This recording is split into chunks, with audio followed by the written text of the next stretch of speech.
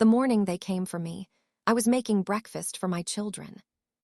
I remember the sound of the eggs sizzling in the pan, the way the early morning light slanted through our kitchen window, the smell of coffee brewing. My daughter Amara was complaining about her math homework, while my son David tried to sneak extra sugar into his cereal. It was a Thursday morning like any other, until it wasn't. The knock on the door was sharp, official. 3 quick raps that somehow carried more weight than any knock should. "I'll get it," my husband Jerome said, but something in my chest tightened. Maybe it was mother's intuition. Maybe it was the instinct that comes from being a black woman in America, always waiting for the other shoe to drop. Whatever it was, I followed him to the door. 2 police officers stood on our porch, their faces carefully neutral. "Are you Dr. Camille Washington?" the older one asked. "Yes," I said, my voice steady even as my heart began to race. "We have a warrant for your arrest. You're being charged with embezzlement, fraud, and misappropriation of federal funds." The words hit me like physical blows. Behind me, I heard Amara gasp. I turned to see both my children standing in the hallway, David's cereal bowl still in his hands, milk sloshing dangerously close to the edge. "Mommy," Amara's voice was small, frightened. "It's okay, baby," I said, though nothing about this was okay. "This is a mistake. Mommy will be home soon." But as they read me my rights and placed the cold metal handcuffs around my wrists, I knew this was no mistake. This was deliberate. This was calculated. This was revenge. Let me back up. To understand why I was being arrested in front of my children for crimes I didn't commit, you need to understand what I had done to make myself a target. My name is Dr. Camille Washington, and I am a research scientist specializing in environmental health disparities. For the past 8 years, I'd worked at the Hartwell Institute, a prestigious research facility funded by both government grants and private corporations. My work focused on the connection between industrial pollution and health outcomes in predominantly Black and brown communities. It wasn't glamorous work. There were no Nobel Prizes for documenting how children in certain zip codes were 3 times more likely to develop asthma, or how cancer rates spiked in neighborhoods built on former chemical dump sites. But it was necessary work. It was work that could save lives. And that's exactly why they wanted me to stop. The trouble started 18 months before my arrest, when I began investigating a cluster of childhood leukemia cases in Riverside, a predominantly Black neighborhood in our city. The numbers were staggering, 15 cases in a 5-block radius over just 3 years. That's not a coincidence. That's a pattern. My research led me to Titan Chemical Corporation, whose manufacturing plant sat just 2 miles from Riverside. For decades, they'd been the city's largest employer and most generous corporate donor. Their CEO, William Brennan, sat on hospital boards and university committees. His wife ran charity galas that raised millions for causes everyone could feel good about supporting. But beneath that shiny veneer of corporate responsibility, something rotten was festering. I found evidence, solid, documented evidence, that Titan Chemical had been illegally dumping toxic waste for over 20 years. Internal memos showed they knew about the contamination. They knew about the health risks. They had done cost-benefit analyses that literally weighed human lives against profit margins. And they had decided that Black lives were worth less than their bottom line. When I first brought my preliminary findings to my supervisor, Dr. Martin Jeffries, I expected support. Martin had been my mentor for years, the one who'd encouraged me to pursue environmental health research in the first place. "This is explosive, Camille," he said, flipping through my report. "Are you absolutely certain about these numbers?" "I've triple-checked everything. The correlation is undeniable, and these internal documents, Martin, they've known for years." He was quiet for a long moment, his fingers drumming against his desk. "We need to be very careful how we proceed with this. Titan Chemical is a major donor to the Institute. They fund 30% of our research. So we're supposed to ignore this, let more children get sick." "I'm not saying that." He removed his glasses, rubbed his eyes. "I'm saying we need to be strategic, Let me talk to the board, feel out how they want to handle this. I should have known then. I should have recognized the warning signs, but I still believed in the system. I still thought that evidence and truth would be enough. How naive I was. 2 weeks passed with no word from Martin or the board. Meanwhile, children in Riverside continued to play in contaminated soil, drink contaminated water, breathe contaminated air. Every day we delayed was another day of exposure, another roll of the dice with their futures. So I made a decision that would change everything. I reached out to Yolanda Reeves, an investigative journalist with the Washington Tribune who'd built her career exposing environmental racism. We met at a small cafe downtown, and I showed her everything: the health data, the chemical analysis, the internal memos. "Jesus Christ," she whispered, her dark eyes wide. Camille, do you understand what you have here? This could bring down Titan Chemical. This could be bigger than Flint." "I don't care about bringing down anyone," I said. "I care about those kids in Riverside.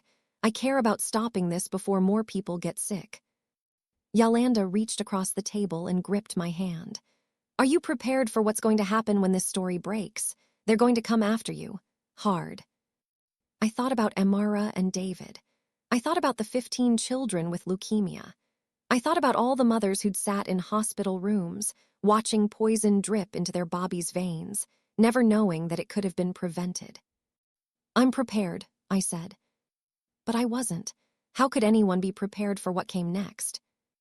The article ran on a Sunday morning. Front page, above the fold with the headline, "Toxic Secrets: How Titan Chemical Poisoned a Community and Covered It Up." I woke up to my phone buzzing incessantly. Texts, calls, emails, a tsunami of communication that would only grow as the day progressed. Jerome brought me coffee in bed, his face grave. "Have you seen it?" he asked. "Not yet." I reached for my laptop, my hands trembling slightly. Yolanda had done her job well. The article was thorough, devastating, and backed by unassailable evidence. She'd included photos of the affected children, with their parents' permission, alongside chemical analysis reports and excerpts from Titan's internal communications. One memo, written by a senior executive, was particularly damning. "The Riverside situation is manageable as long as we maintain plausible deniability. The demographic profile of the affected area works in our favor, limited resources for legal action." The demographic profile, they meant black, they meant poor, they meant disposable. "This is going to change everything," Jerome said quietly. I thought he meant for Riverside, for the families, for environmental justice. I didn't realize he meant for us. Monday morning, I arrived at the Institute to find my keycard deactivated. The security guard, Thomas, whom I'd known for 8 years, looked uncomfortable as he called up to the administrative office. "I'm sorry, Dr. Washington," he said, not meeting my eyes. "They say you need to report to HR immediately." The walk to Human Resources felt like a funeral march. Other employees averted their gazes as I passed. Some whispered behind their hands. Only Dr. Patricia Chen, a fellow researcher, had the courage to stop me. "Camille," she said urgently, "they cleaned out your office this morning. Security was there and everything. What's going on?" Before I could answer, Martin appeared at the end of the hallway. "Dr. Washington, my office, now." His office, not HR. That was something at least. But when I walked in, I found I wasn't alone with my former mentor. William Brennan himself sat in one of the leather chairs, looking like a snake in a $10,000 suit. Beside him sat a woman I didn't recognize, sharp-featured, briefcase at her feet, radiating lawyer energy. "Sit down, Camille," Martin said. He looked older than I'd ever seen him, the lines around his eyes deep and troubled. I remained standing. "What is this?"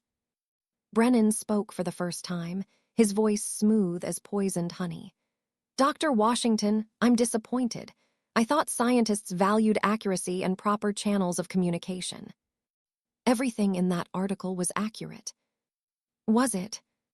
The lawyer opened her briefcase, pulled out a file. Because our investigation suggests that you may have manipulated data to support a predetermined conclusion. We also have concerns about the misuse of institute resources for personal activism. That's ridiculous. Every piece of data can be verified. Can it? She pulled out a document. This is a report showing irregularities in your research expense accounts. Trips that were supposedly for research but coincide with personal travel. Equipment purchases that can't be accounted for. Federal grant money that seems to have been redirected. I stared at the papers, my mind reeling. The dates were right. I had traveled to those cities. But they were all legitimate research trips. The equipment purchases were all properly documented. This was my signature on the forms, but the numbers had been changed, items added that I'd never ordered. This is fabricated, I said, my voice surprisingly steady. You're manufacturing evidence. Brennan smiled, and it was the coldest thing I'd ever seen. Prove it. Camille, Martin said quietly, the Institute has no choice but to suspend you pending a full investigation. And I'm afraid we'll have to report these financial irregularities to the federal authorities. Misuse of grant money is a serious crime. You know me, I said to Martin, pleading now. You know I would never. I thought I knew you, he replied, not meeting my eyes. But the evidence suggests otherwise. I looked between the three of them, Martin, who'd sold his soul for funding, Brennan, who'd poisoned children for profit, and the lawyer who'd perverted justice for a paycheck. How do you sleep at night? I asked Brennan. He stood, buttoning his jacket with practiced ease. On silk sheets, Dr. Washington, in a house far from any chemical plants. He paused at the door. You should have stayed in your lane. Some fights aren't worth having. Tell that to the mothers in Riverside, I shot back. His smile widened. I don't talk to people in Riverside. That's what lawyers are for. The next 3 days passed in a blur of lawyers, meetings, and mounting dread. Jerome and I hired the best attorney we could afford, Sheila Morrison, a fierce advocate who'd handled whistleblower cases before. They're good, she said, reviewing the fabricated evidence. Very good. They've created a paper trail that goes back 2 years. It's going to be hard to prove this is falsified. But not impossible. She hesitated. Camille, I need you to understand something. William Brennan has resources we can't match. He has connections at every level of government. He plays golf with judges. His company employs half the city. Even if we can prove your innocence, it's going to be a long, expensive fight. So what are you saying? I'm saying you need to prepare for the worst. The worst came 3 days later, with the knock on my door and the handcuffs, and my children watching their mother being arrested like a common criminal. They kept me in holding for 6 hours before Sheila could arrange bail. 6 hours in a cell that smelled like despair and disinfectant, surrounded by women whose stories I didn't know but whose pain I recognized. When I finally walked out, Jerome was waiting, his face drawn with worry and rage. The kids, I asked. With my mother. They're okay, scared but okay. We drove home in silence, both of us processing how quickly our stable, middle-class life had been upended. In the span of a week, I'd gone from respected scientist to accused criminal. My reputation, built over decades, lay in tatters. But as we pulled into our driveway, I saw something that made me catch my breath. Our front yard was full of people, dozens of them holding candles and signs. I recognized faces from Riverside, mothers whose children were sick, fathers who worked double shifts to pay for treatments, grandmothers who'd buried grandchildren too young. One sign read, Dr. Washington told the truth. Another, our children matter. And another, they can't silence all of us. Yolanda Reeves stood at the front of the crowd. When she saw our car, she raised her candle high, and the others followed suit, points of light in the darkness, refusing to be extinguished. I stepped out of the car on shaking legs, and the crowd began to sing. An old hymn my grandmother used to hum while she worked, We Shall Overcome. For the first time since my arrest, I cried. The next morning, I woke to find our front yard transformed into a makeshift memorial. Flowers, Teddy bears and photographs of sick children lined our walkway. Someone had planted 15 small white crosses, one for each child with leukemia, in a row beside our mailbox. Jerome stood at the window, coffee mug in hand, watching as more people arrived. "The neighbors are going to complain," he said, but there was pride in his voice. "Let them," I replied, joining him. "These families have been complaining for years, and no one listened." Amara appeared in the doorway, still in her pajamas. "Mom, there's a lady at the door. She says she needs to talk to you." The woman was in her 30s, thin in the way that spoke of illness rather than intention. She clutched a manila envelope to her chest like a life preserver. "Dr. Washington, I'm Denise Palmer. My son Marcus was one of the 15. Was past tense, my heart clenched. "We lost him last year," she continued, her voice steady despite the tears tracking down her cheeks. "He was 7, loved dinosaurs and soccer and—" She stopped, composed herself. "I wanted to give you this." She handed me the envelope. Inside were medical records, test results, and something else. A child's drawing of a house with a family standing in front of it. Stick figures under a yellow sun. "I love you, Mommy," written in crayon across the top. "Marcus drew that the week before he died," Denise said. "I want you to have it.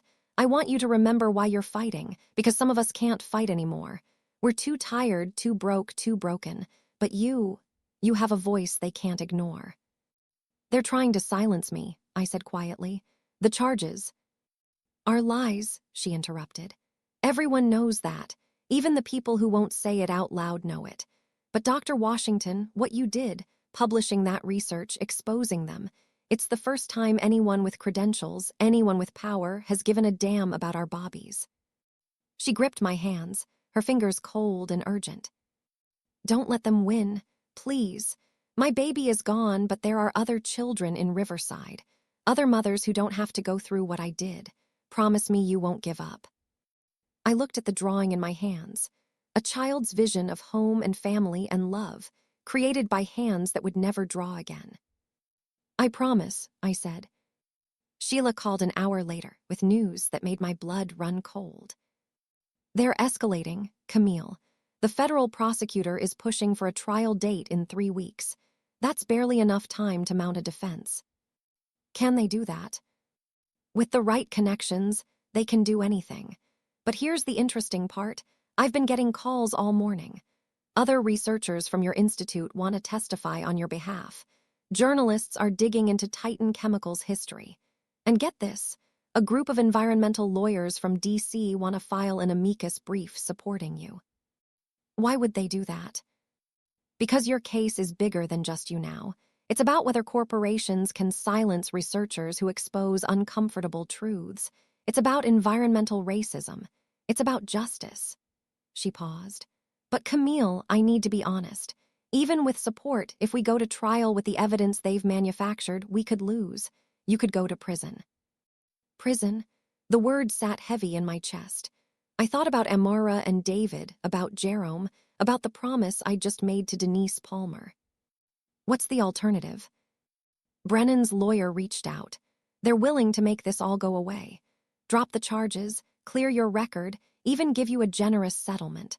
All you have to do is sign a statement saying your research was flawed and agree never to discuss Titan Chemical publicly again."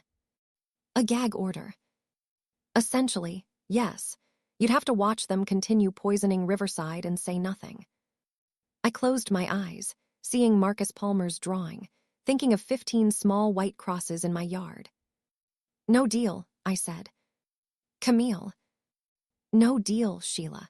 I'd rather go to prison with my integrity intact than live free knowing I'd sold out those families."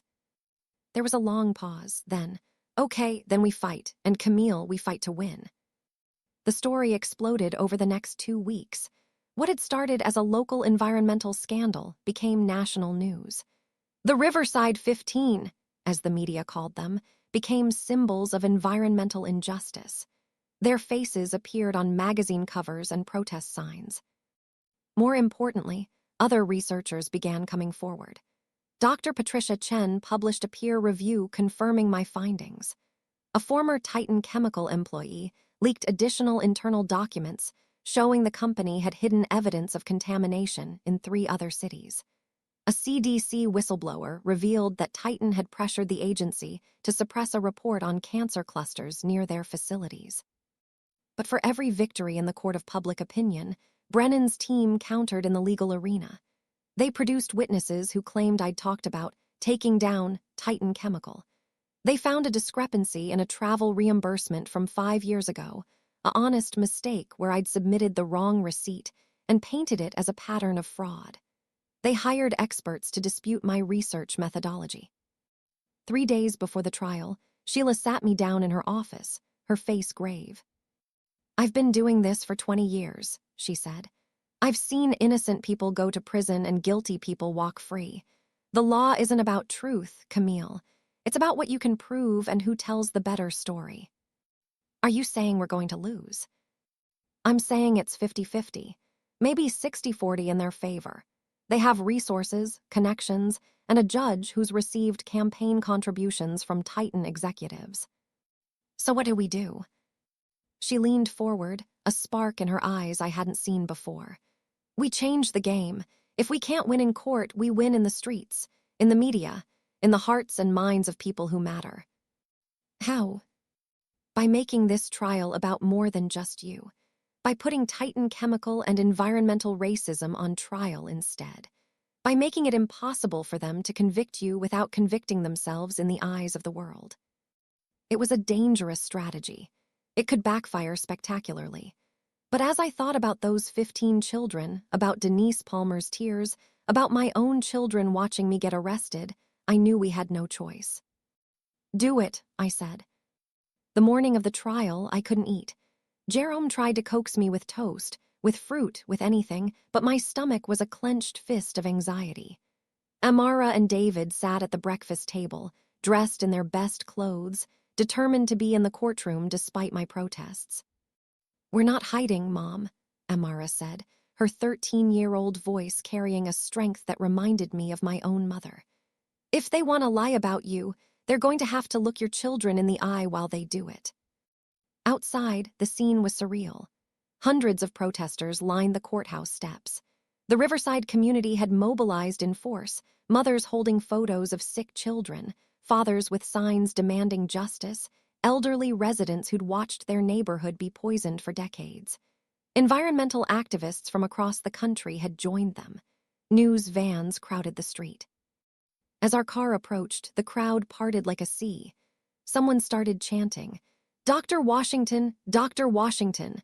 Others joined in, and soon my name echoed off the courthouse walls, not as an accusation, but as a battle cry.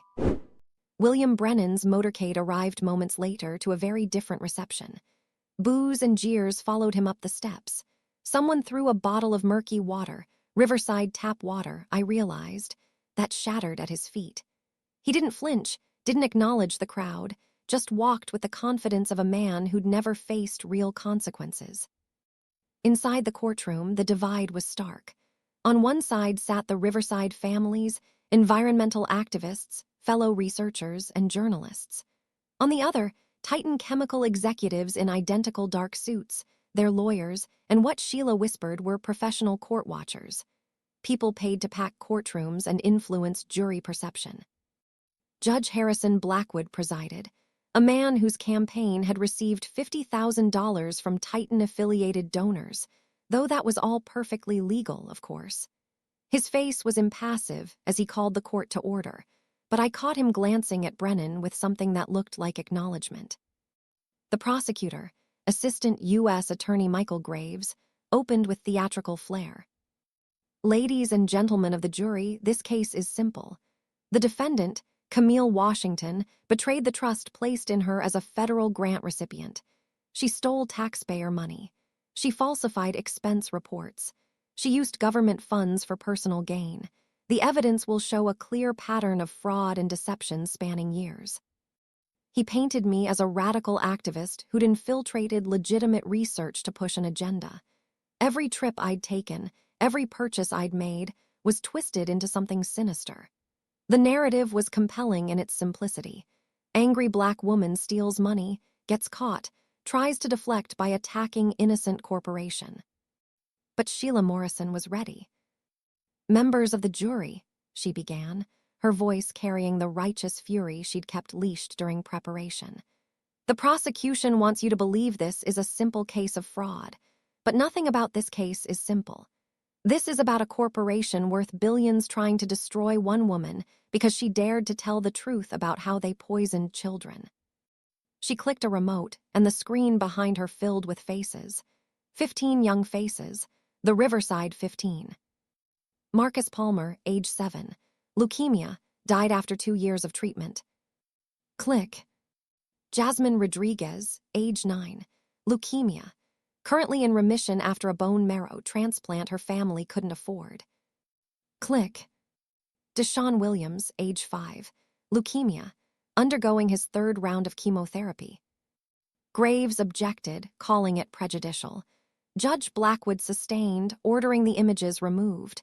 But the damage was done. The jury had seen those faces. They would remember. The prosecution's case unfolded over 3 days with mechanical precision. They presented altered documents, manipulated expense reports, and witnesses who claimed I'd bragged about bringing down Titan Chemical. One witness, a lab technician named Bradley Morse, whom I'd barely interacted with, testified that I'd said, "Sometimes you have to break the rules to make change." Sheila's cross-examination revealed he'd recently received a promotion and a suspicious $25,000 performance bonus. Another witness, an accountant who'd reviewed my expense reports, admitted under questioning that the irregularities could have been explained by simple data entry errors, if anyone had bothered to ask me before filing charges. But the most damaging testimony came from Martin Jeffries, my former mentor. "Dr. Washington was passionate about her work," he said, avoiding my eyes. "Perhaps too passionate. She became obsessed with finding environmental causes for health disparities, even when the data didn't support it." "Did you review her research on Riverside?" Sheila asked on cross. "I did." "And did you find any flaws in her methodology?" Martin shifted uncomfortably. "The methodology was sound, but—" "Just answer the question, Dr. Jeffries. Was her methodology sound?" "Yes." "Were her conclusions supported by the data?" A long pause. "Yes." "Then why did you suspend her?" "Because," he looked at Brennan, then away, "because the Institute couldn't afford to lose Titan's funding. We have hundreds of researchers depending on us. Sometimes you have to make difficult choices." "Difficult choices," Sheila repeated, "like choosing money over children's lives." "Objection," Graves shouted. "Withdrawn," Sheila said, but again the point was made. Our defense began on day 4, and we came out swinging. Dr. Patricia Chen testified first, walking the jury through my research with scientific precision. She explained how contamination levels in Riverside were 40 times the EPA's safe limit. She showed how the leukemia cluster was statistically impossible without an environmental cause. She presented her own independent analysis, confirming every one of my findings. "In 30 years of environmental health research," she said, "I have never seen a clearer case of corporate environmental poisoning." Next came a parade of Riverside residents, mothers who'd watched their children suffer, fathers who'd worked at Titan Chemical and noticed their colleagues getting sick, a grandmother who'd lived in the neighborhood for 60 years and could remember when the cancer started. "It was after the plant expanded in '98, she testified. "That's when the children started dying." But the most powerful testimony came from an unexpected source. "State your name for the record," Sheila said. "Dr. Michael Harrison. I'm a senior chemist at Titan Chemical, or I was until yesterday." Gasps rippled through the courtroom. Brennan's face went rigid.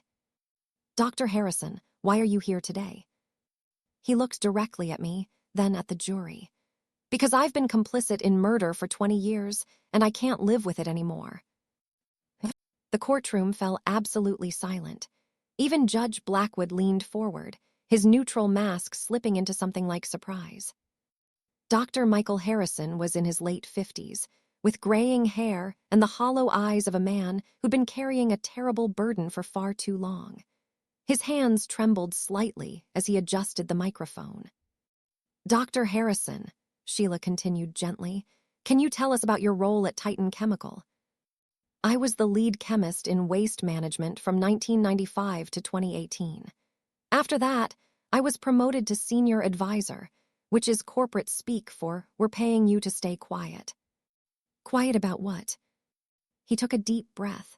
"About the illegal dumping, about the falsified EPA reports, about the internal studies showing contamination levels that would make your hair stand on end." He paused, his voice cracking. "About the children we knew were getting sick." Graves shot to his feet. "Objection, Your Honor. This witness wasn't disclosed. His testimony is hearsay and completely irrelevant to the charges against Dr. Washington."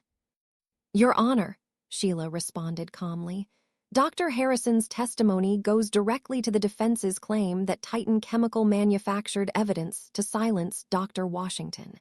He has first-hand knowledge of company practices that are central to this case." Judge Blackwood hesitated. I could see him weighing his options, his relationship with Brennan against the packed courtroom, the cameras, the public scrutiny. "I'll allow it," he said finally, "but tread carefully, counselor." Sheila nodded and turned back to the witness.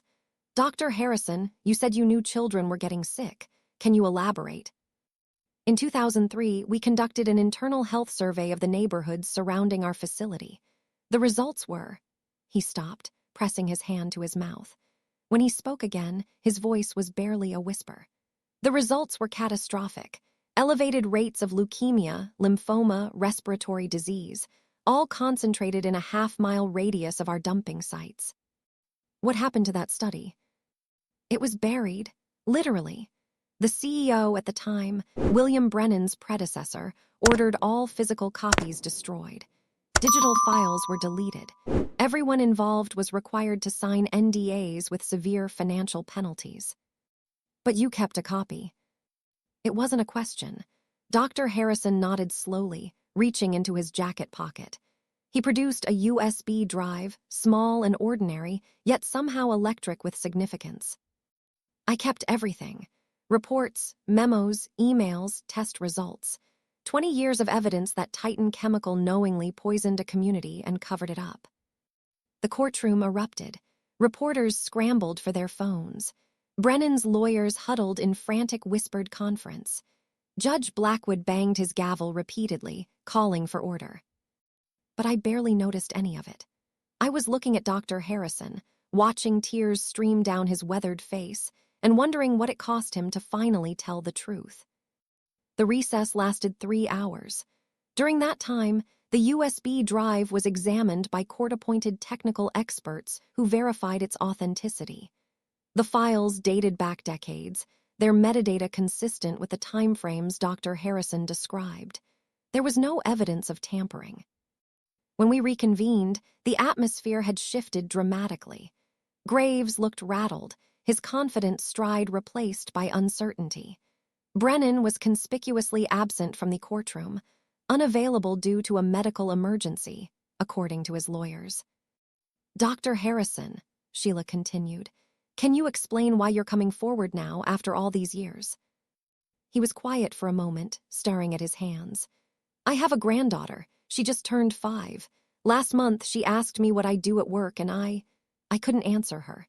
I've spent my entire career helping bad people do terrible things, and for what? A nice house? A pension? None of it matters if I can't look at myself in the mirror." "What made you choose this particular moment?" "Dr. Washington." He looked at me directly for the first time. "When I saw her get arrested, when I saw them manufacturing evidence to destroy her the same way they'd silenced everyone else, something broke inside me. She had the courage to do what I should have done 20 years ago. The least I could do was stand beside her now." Sheila retrieved the USB drive from the evidence table. "Dr. Harrison, among the files you preserved, is there anything specifically relevant to the charges against my client?" "Yes, there are emails from last November, from William Brennan directly to the Institute's board, discussing how to neutralize Dr. Washington." One email specifically mentions creating financial irregularities that could be leveraged if she didn't back down. Another explosion of murmurs. Judge Blackwood didn't even bother with his gavel this time. And is there evidence connecting these plans to the charges currently filed against Dr. Washington? The expense report modifications were done by Titan's forensic accounting team. I have the work orders, the invoices, everything. They fabricated the evidence, then arranged for it to be discovered during the Institute's audit. Graves stood, but he seemed deflated, going through motions rather than mounting a real objection. Your Honor, this testimony is. Is what, counselor? Judge Blackwood interrupted, his voice sharp. Because from where I'm sitting, it appears the prosecution may have been manipulated into filing fraudulent charges. I'm very interested in hearing the rest of what this witness has to say. The cross-examination was brutal but ineffective. Graves tried to paint Dr. Harrison as a disgruntled employee seeking revenge. He questioned his motives, his credibility, his mental state. But Harrison remained calm, his answers consistent, his documentation irrefutable. By the time court adjourned for the day, the narrative had completely reversed. I was no longer the accused, I was the victim. Titan Chemical was no longer the wronged corporation, they were the criminals. That evening, as Jerome and I sat on our porch watching the sunset, my phone buzzed with a text from Sheila. Federal prosecutor called. They want to meet tomorrow morning, off the record. I showed Jerome, and he squeezed my hand. What do you think they want? I don't know, I admitted. But whatever it is, I'm not backing down, not now, not when we're finally winning. That's my girl, he said, pulling me close. But even as I leaned into his warmth, I knew the fight wasn't over.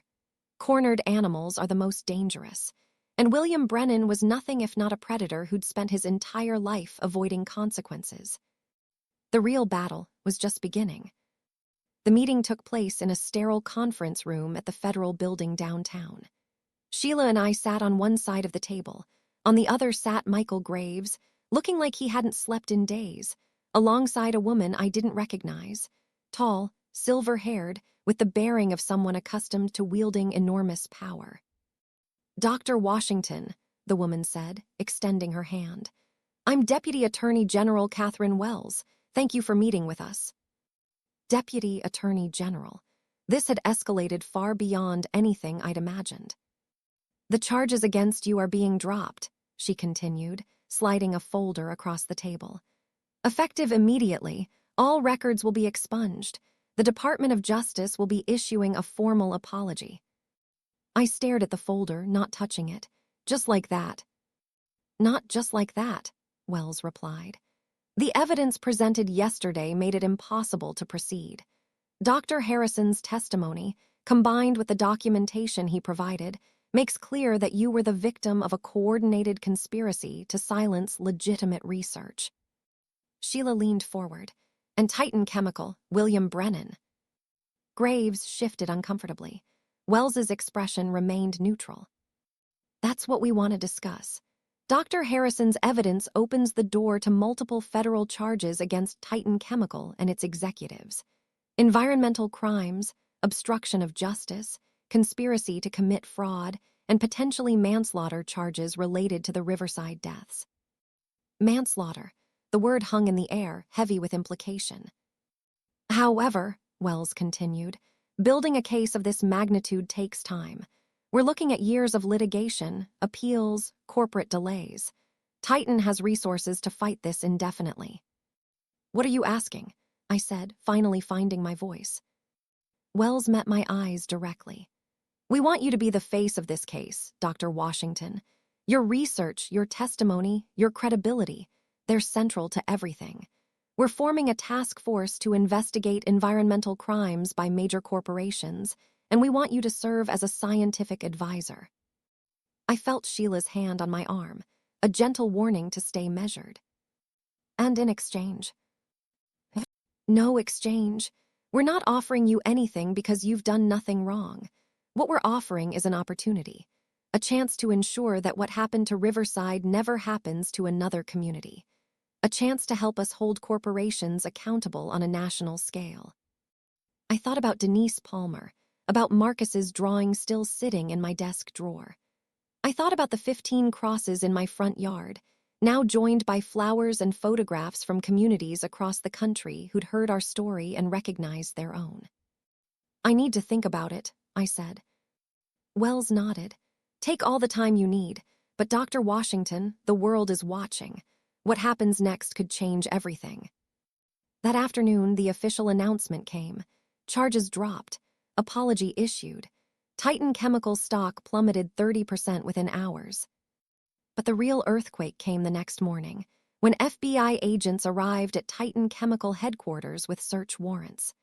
The footage played on every news channel, agents in blue windbreakers carrying boxes of documents out the front door while employees watched in stunned disbelief.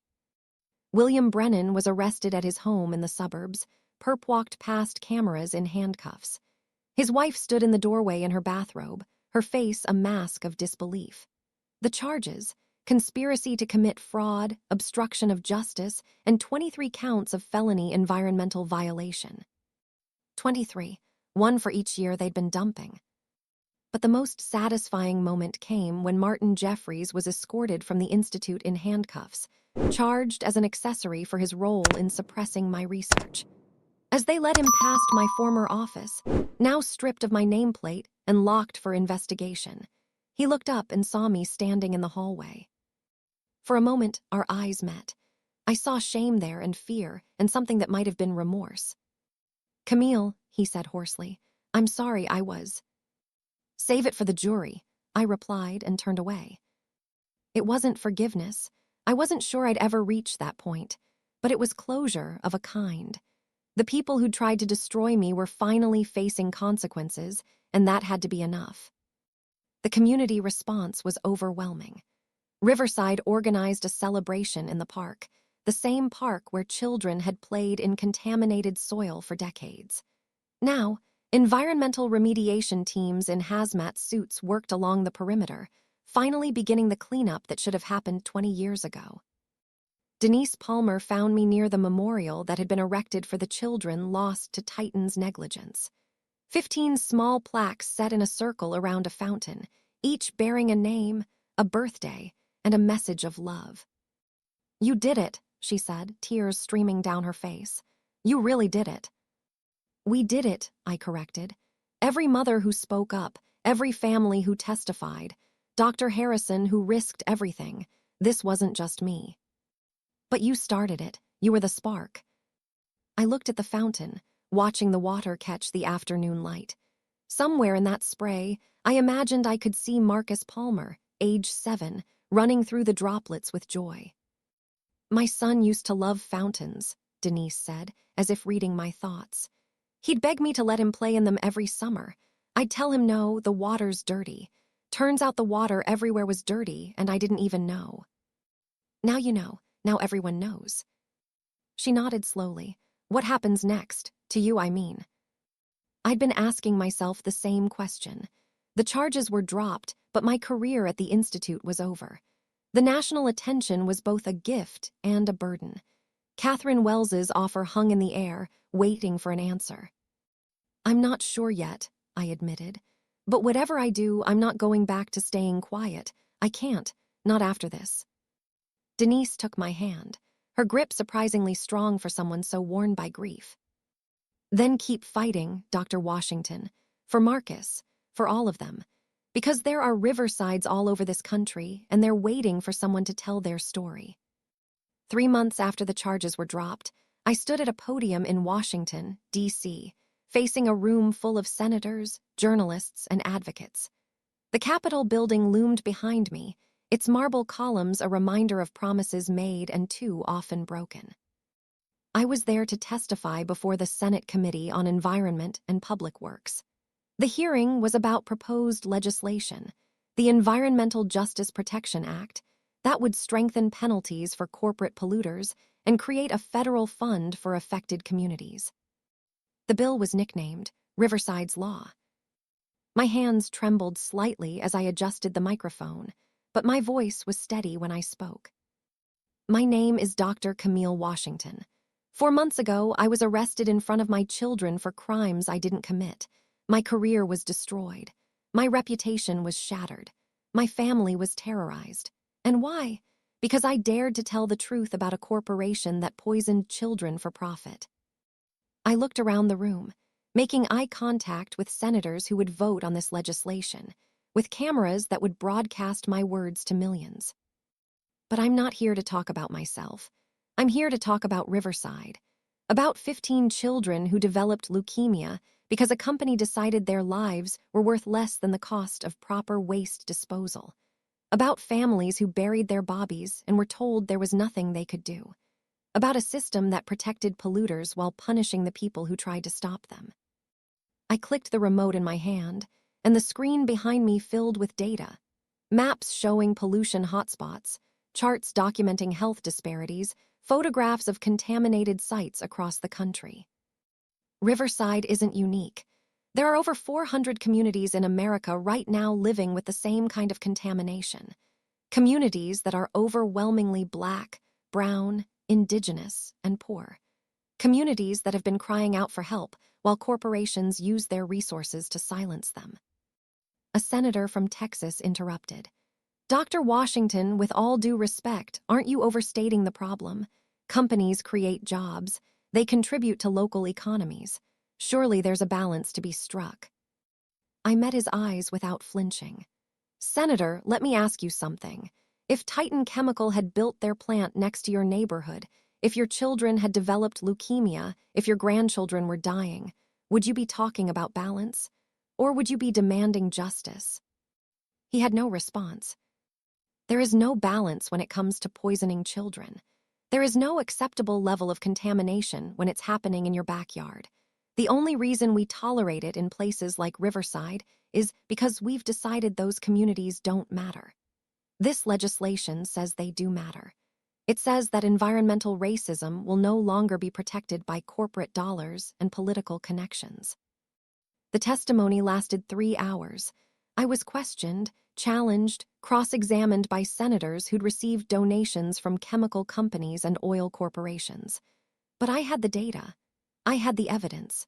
I had the weight of 15 small graves behind every word I spoke.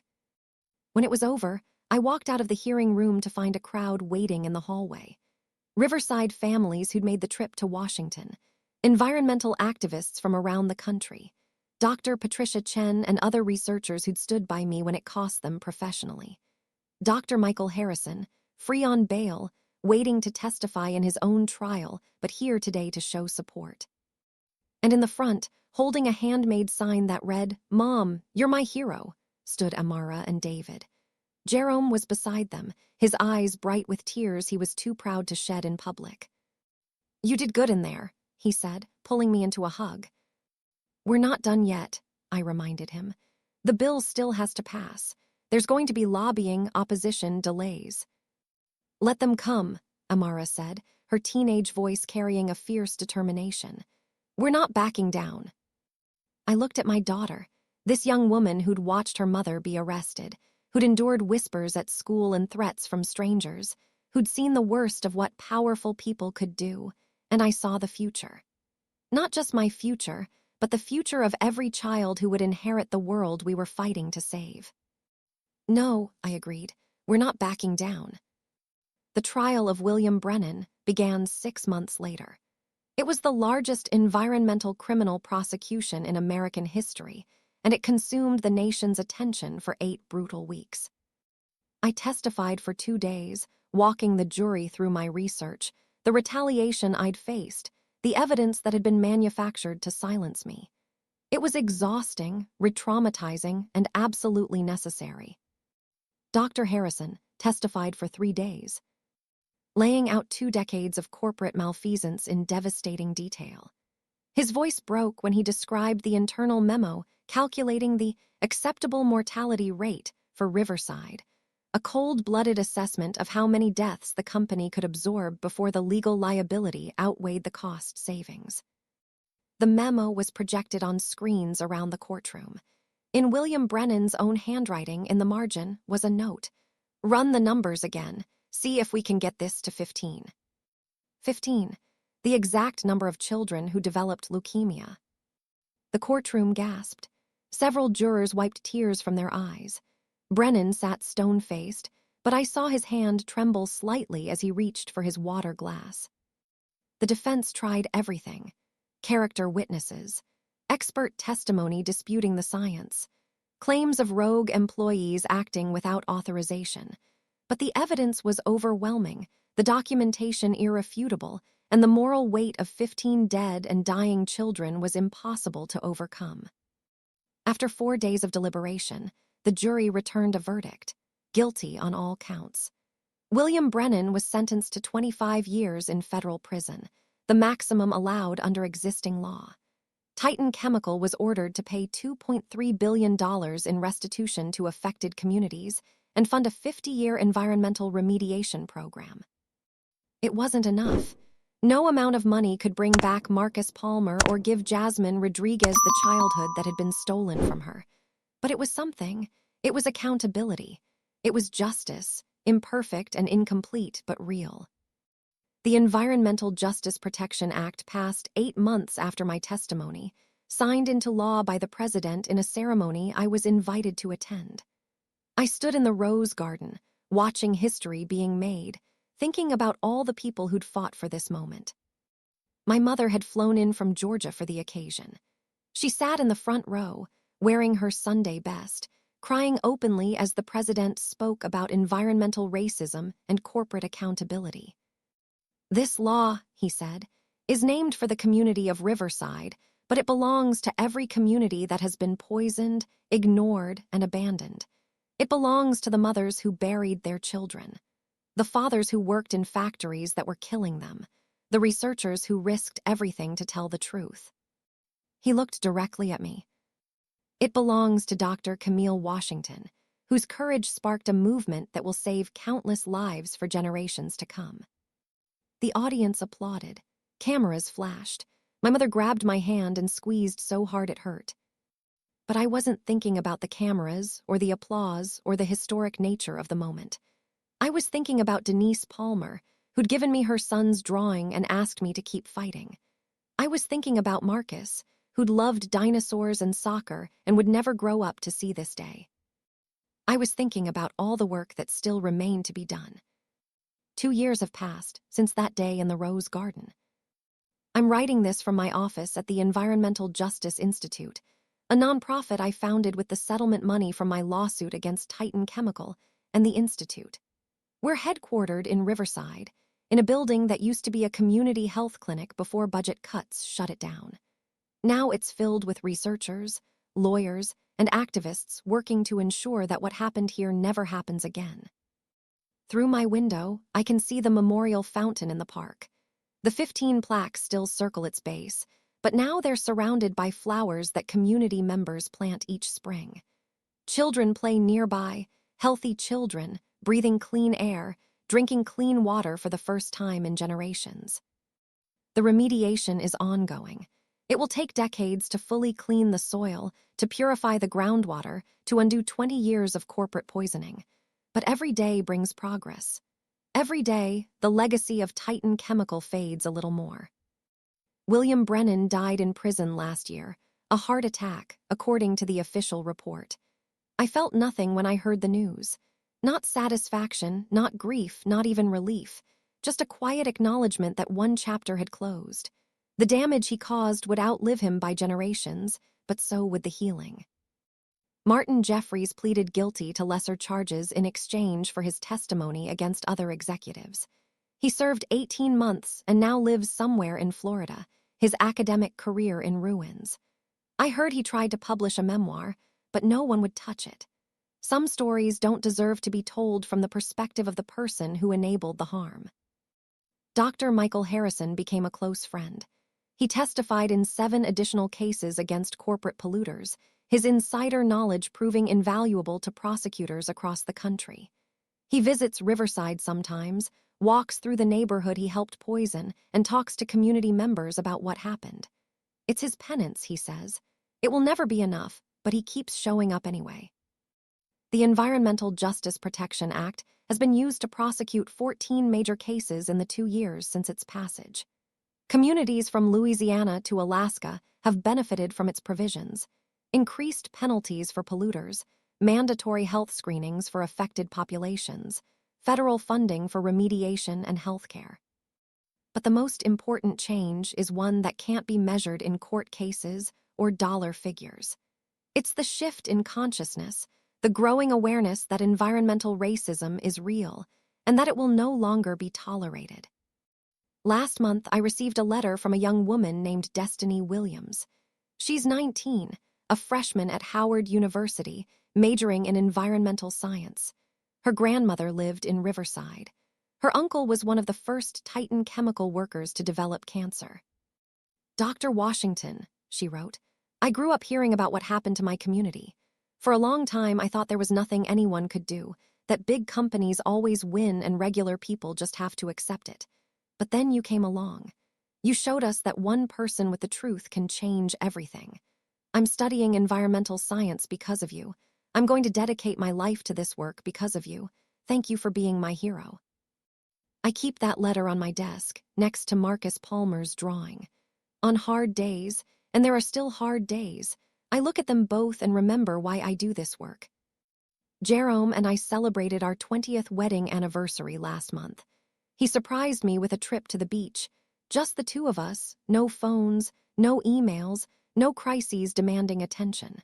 We walked along the shore at sunset, and he asked me if I had any regrets. I thought about everything we'd been through.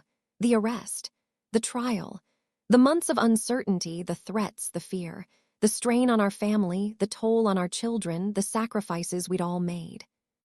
No, I said finally, not one. He smiled and squeezed my hand. That's my girl, always fighting. I had good backup, I replied.